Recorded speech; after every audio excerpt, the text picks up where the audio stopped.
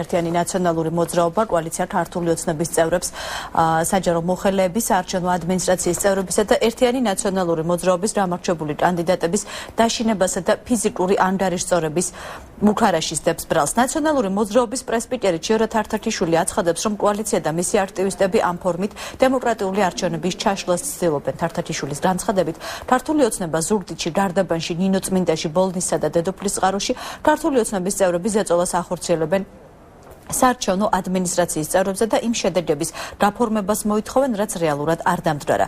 თართათიშვილი კოალიციის მხრიდან სიტუაციის კიდევ უფრო გამწვავებასაც არ გამორიცხავს.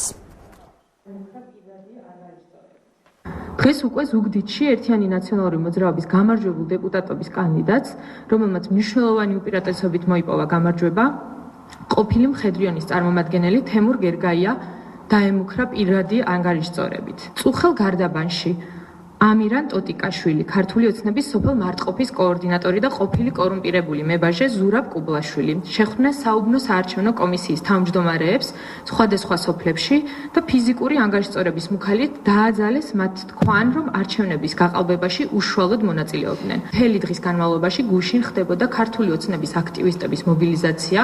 საოლქო საარჩევნო კომისიების მიმდებარე ტერიტორიაზე იყო შეჭრის მცდელობები, საოლქო საარჩევნო კომისიებში იყო პირადი დაშინებები და მუქარა საარჩევნო კომისიის წევრებზე იმ მიზნით, რომ მათ არ დაედასტურებინათ ერთიანი ნაციონალური მოძრაობის კანდიდატის ძალიან მნიშვნელოვანი განსხვავებით გამარჯვება ამ ოლქებში.